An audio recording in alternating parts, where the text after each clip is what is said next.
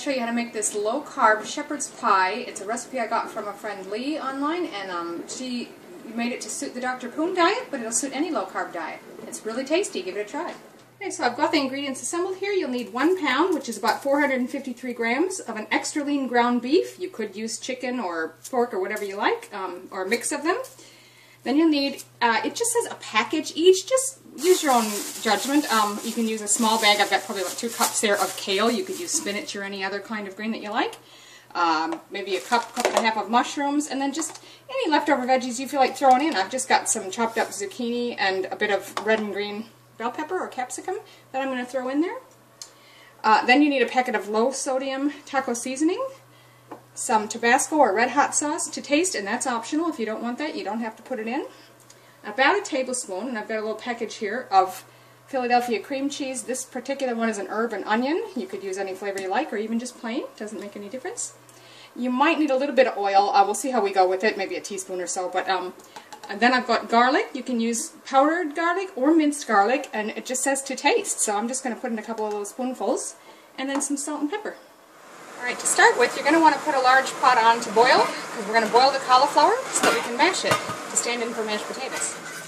That's come to a good rolling boil, so I'm going to go ahead and carefully put the cauliflower in. You just don't want it to burn, so.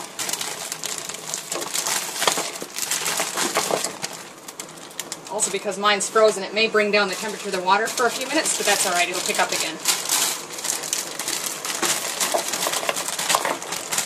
Medium-sized skillet. I've already got it preheated. I'm going to go ahead and add the ground beef or the mince. And we'll just cook and break that up until it browns. So that's all nice and brown. If you have any grease, feel free to drain it if you like. This is lean, so it isn't doing too bad. I'm going to go ahead now and add the taco seasoning.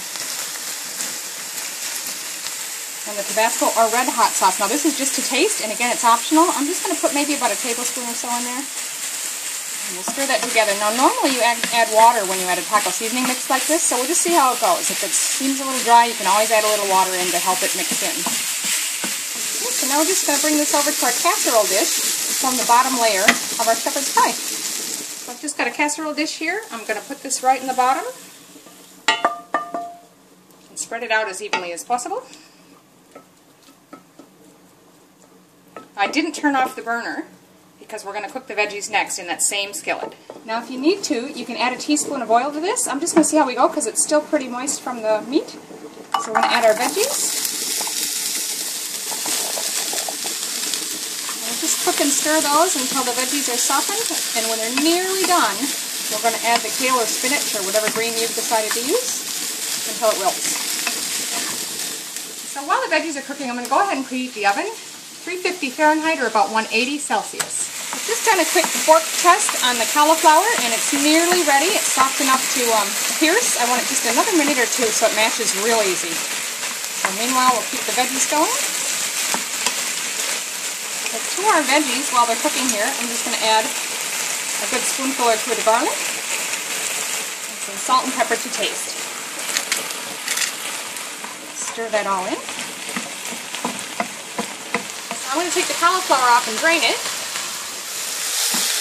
These veggies are looking pretty good. So at this stage, I'm going to add the kale until it wilts.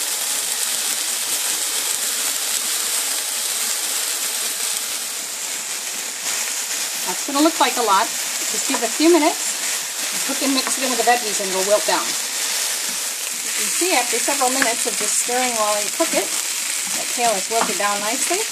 It doesn't quite wilt as much as spinach usually, but that's good enough. We're going to go ahead and set that aside and take it up a heat. Now we're just going to take the veggies and add that on top of the meat layer. So just evenly sprinkle it across the top and spread it out. I'm just going to push that around to even things out as much as possible. Okay, so the last step here is to take the cauliflower that we've boiled, and we're just going to mash it. Now you could use a stick blender if you want it real creamy or real smooth. I'm not too worried about that. I'm just going to use this. Now that I've got it mashed, we're going to add that cream cheese. You'll add about a tablespoon or two. This is just a small probably close to about a tablespoon and a half, I would say.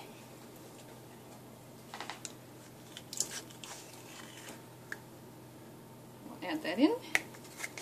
And then just a little bit of salt and pepper. Now if you're following Dr. Poon, obviously you want to use a half salt or leave it out entirely. And just mash that again to blend in the cheese and the seasoning. Now we're just going to carefully scoop our mashed cauliflower on top. Now I find the easiest way is just to put little lumps of it all over the place and then spread it out afterwards. If you try and put it all in one spot and spread it, you'll push everything else around. So just put little globs of it everywhere. And then I'm just going to sort of smush it down and spread it all evenly over the top. So now I'm just going to pop that into my preheated oven for 30 minutes. So that's been half an hour. It's just starting to get lightly golden on top. That looks really good. There you have it, Leigh's delicious low-carb shepherd's pie. And it can even suit the Dr. Poon diet. So give it a try.